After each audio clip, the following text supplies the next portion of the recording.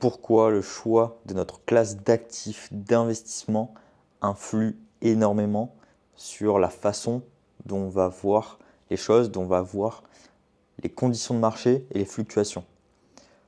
Pour ceux qui sont en crypto-monnaie principalement, c'est marrant parce que à chaque cycle, donc à chaque bull run, stagnation, bear market, peu importe, eh bien, on rentre dans des phases psychologiquement assez dures où on peut faire un x10 sur son capital en quelques semaines et puis tout perdre derrière. Et ce qui est marrant des fois, c'est de se poser et de se dire, ok, donc là je suis dans telle phase psychologique, c'est-à-dire que là je suis euphorique. Bon, généralement quand on est euphorique, on ne pense pas trop à ce genre de choses, donc c'est plutôt quand on a des grosses pertes en quelques jours et on commence à se dire, ok, là je perds énormément, mais il y a tout le monde qui est dans le même bateau, etc. Donc je parle principalement si vous faites des trucs classiques sur le marché, c'est-à-dire Bitcoin, Ethereum, Solana, des altcoins du top 50 éventuellement. Mais du coup, voilà, si vous faites des trucs plutôt classiques, sans levier, sans de NFT, Ordino ou autre, eh bien on se retrouve un peu tous dans la même situation où dès qu'il y a une forte baisse, on se remet en question, mais on essaye de s'appuyer en se disant ok, il y a la personne que je suis qui perd aussi énormément, donc ça me rassure, je ne suis pas tout seul, etc. Et le truc qu'il faut quand même se dire, c'est que potentiellement, à l'instant T, il y a d'autres personnes dans le monde qui, soit sur la même classe d'actifs ou soit sur une autre, eh bien, font complètement l'inverse. Ont par exemple gagné leur trade de leur vie. Ils ont gagné 10 millions par exemple de dollars, alors que nous, on vient de tout perdre. Eh bien, c'est ce questionnement qu'il faut se dire, ok, suivant la classe d'actifs que je choisis, suivant la temporalité, eh bien, je ne vais absolument pas vivre euh, le même, le même jour qu'une autre personne. Alors oui, c'est logique, mais je pense que ça porte à réflexion. Je vous partage un petit peu cette réflexion, mais je vous invite vraiment à vous poser, bon, du coup, plutôt dans un moment où vous subissez une grosse forte baisse. Faites-vous des petites notes et vous mettez voilà, mon sentiment actuel, pourquoi, etc. Et ça permet de se remettre en question et de se dire, est-ce que j'ai fait le bon choix de choisir cette classe d'actifs pour ma situation personnelle. Je rappelle que l'investissement, pour moi, c'est 80-90% avant tout se connaître en fonction de son âge, de sa santé, de sa vie pro, de sa vie perso, etc. Parce que j'ai plein de messages hein, dans les commentaires qui me disent ouais, Elliot, j'investis dans quoi, etc. Et en fait, on est complètement sur des temporalités différentes. On est complètement sur des sommes différentes où un mec, je vais lui dire, bah écoute, là, une personne qui me dit, c'était il y a quelques mois, est-ce que c'est bien d'investir sur le XRP? Bah, il n'y a pas de c'est bien ou c'est pas bien. Euh, Moi, je venais de tout vendre il y a genre 2 semaines. Je lui dis ça, je lui dis, bah écoute, il me dit, est-ce que ça va monter? Je lui dis, écoute, je pense que XRP va encore monter. Par contre, bah moi, actuellement, je viens de tout vendre. Donc, est-ce que toi, tu as envie de rentrer quand moi, je vends tout? Si la personne me suit un petit peu et regarde un peu comment je fonctionne, eh bien, voilà, c'est ce genre de questionnement qu'il faut se poser. Et du coup, cette personne complètement débutante, euh, bah moi, mon seul but, c'était de la choquer, de lui dire, c'est pas comme ça que ça marche. C'est pas parce qu'on pense que ça va monter qu'il faut investir. C'est pas parce qu'on pense que ça va descendre qu'il faut pas investir non plus. C'est en fonction de tellement de paramètres que ça sert à rien de se dire, ok, est-ce que ça va monter ou pas? J'achète. Bien sûr que non.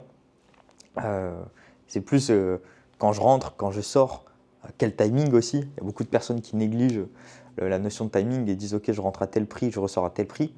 Mais il y a le timing, on va dire, d'un point de vue macro, d'un point de vue géopolitique, etc., qui rentre en jeu énormément, notamment avec l'arrivée au pouvoir de Trump, etc. Il y a plein d'autres événements possibles. Mais voilà, on a plusieurs classes d'actifs, on a plusieurs timings, on a plusieurs prix. Il y a toutes ces choses à prendre en considération. Et du coup, à l'instant T, c'est pas parce que moi je sors d'un actif que une personne qui me fait confiance, entre guillemets, qui me suit, etc., qui se reflète dans ce que je raconte, eh bien, va vouloir faire la même chose. Peut-être il va vouloir faire la même chose, mais peut-être c'est pas forcément bien pour sa situation. Parce que ça dépend de beaucoup de choses. Et pareil, la personne me disait un truc du style ouais, mais là, je vais investir beaucoup. Ok, c'est quoi beaucoup? Parce que le mec, au final, il m'a dit c'était 5 000 $. Donc, pour lui, sa représentation, oui, c'est peut-être beaucoup. Pour moi, c'est peut-être ridicule. Pour d'autres, c'est peut-être des économies d'une vie. Et pour d'autres, c'est même pas un grain de sel.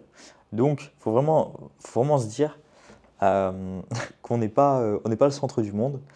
Et à l'instant T, par exemple, quand je vous parle, eh bien, ma représentation et comment je vois les choses, la perception des choses est complètement différente, que ce soit des montants, que ce soit des timings, que ce soit des actifs, etc.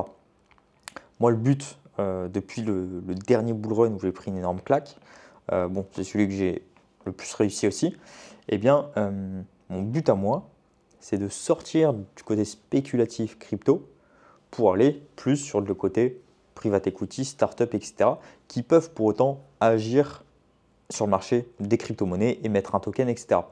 Mais posséder un actif comme des parts de société et un token, ça n'a strictement rien à voir. Et je vous parle de ça parce que je suis en plein dedans et j'étudie énormément de ça, plutôt côté builder. Je fais de l'ingénierie de tokens sur un système financier complexe, etc. Enfin bref, je sais comment fonctionne une tokenomics d'un point de vue très poussé, pas juste j'analyse un camembert. Et c'est pour ça que pour moi aujourd'hui, la plupart des tokens ne valent pas grand-chose et je spécule dessus dans le but de faire des gains court terme, on va dire. On parle de timing de quelques trimestres, pas plus, pour aller sur d'autres actifs avec où on possède quelque chose, on va dire des parts d'une société, etc. D'ailleurs, si ça vous intéresse, je vous mets en description le lien de mon club Business Angel qui est pour l'instant gratuit. Je partage, on va dire, des analyses de startups, des opportunités que j'ai de temps en temps. Donc, je vous mets directement en description. Donc voilà, à retenir vraiment, pensez toujours que même si on est dans un tunnel psychologique, focus, surtout sur le marché des cryptos, dans cette classe d'actifs qui est extrêmement volatile, qui nous prend énormément de focus, eh bien, faut quand même dézoomer et se dire, ok, si je perds là, il y a peut-être d'autres gars qui sont en train de faire la fête et qui ont fait le trade de leur vie. Et il y a peut-être d'autres gars qui sont sur de l'immobilier en train de batailler avec un notaire. Il y a peut-être d'autres gars qui sont en train de se faire arnaquer je ne sais où. Il y a peut-être d'autres gars qui écoutent leur banquier, etc. Donc il faut vraiment tout le temps dézoomer et de se dire, ok, je suis dans un tunnel parce que je suis hyper focus sur un marché hyper volatile, mais ce n'est pas la finalité. Il faut vraiment se dire, ok, je prends du recul, je me questionne, est-ce que mettre 100% en crypto, c'est intéressant? Est-ce que je me sens trop exposé, donc j'essaie de réduire, etc. D'ailleurs, c'est un exercice que je recommande et je le fais de plus en plus, donc je suis assez bien placé, on va dire, maintenant pour en parler. C'est vraiment prenez des profits n'importe quand. Et surtout sur le marché, voilà, crypto, je parle. Mais en gros, un truc tout simple à faire, c'est vous avez votre portefeuille total avec, je sais pas, une dizaine de cryptos. En fait, juste vendez 10, 15 ou 20% de toutes vos cryptos. Vous allez sur l'exchange ou votre wallet, peu importe, et vous vendez contre, peu importe, Bitcoin ou du dollar ou peu importe, et juste 10%, 15, 20%. En fait, juste cette action, moi, c'était un premier pas psychologique de me dire, putain, je vends, et en fait, quand je vends tout à 10%, bah, je récupère quand même une bonne somme. Et cette somme, elle est intéressante. On se dit, ah ouais, là, c'est un peu plus concret, je peux faire quelque chose. Donc voilà, essayez cet exercice un de ces jours, soit quand c'est euphorique, soit quand ça baisse trop et que vous paniquez. Ça va vous forcer à faire un petit peu ce mécanisme. Mais voilà, dites-vous, on est dans un tunnel vraiment où on est hyper focus parce qu'on a de l'hyperstimulation, etc., de ce marché hyper volatile qu'est les cryptos. Pour autant, à côté, il y a plein de gens qui font d'autres choses qui sont plus ou moins intéressantes suivant votre profil, suivant le risque que vous souhaitez prendre et les gains potentiels.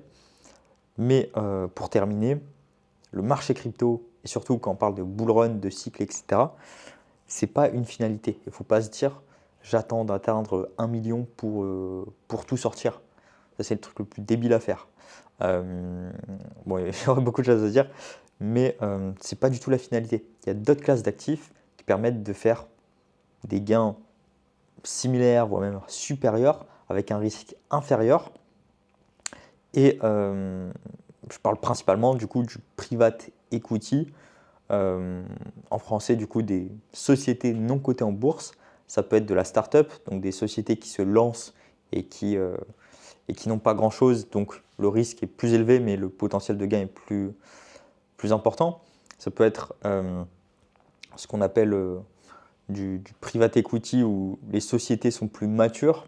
Alors, il y a plusieurs termes anglicismes, etc., que je détaillerai dans une autre vidéo. Mais voilà, on va dire, les sociétés non cotées en bourse, on a les jeunes sociétés, on va dire les startups, on a les sociétés un peu plus matures, on a celles qui font beaucoup d'argent, qui versent des dividendes, mais qui ne sont pas cotées en bourse. Pareil, ça, on ne peut pas y accéder en claquant des doigts.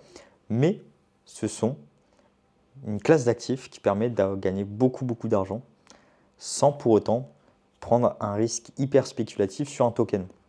Alors certes, il y a d'autres problématiques, c'est pas très liquide, on ne peut pas acheter, pas vendre quand on veut, etc. Mais par contre, ce que je veux vous dire, c'est que la crypto, ce n'est pas la finalité. Et si vous ne faites pas 1 million sur ce bull run, c'est pas grave, il y a d'autres classes d'actifs. Si vous faites, j'en sais rien, 500 000, c'est déjà très bien. Et avec ça, vous pouvez aller sur d'autres marchés ensuite, en attendant de re-rentrer dans le marché crypto si vous voulez le faire sur le prochain cycle.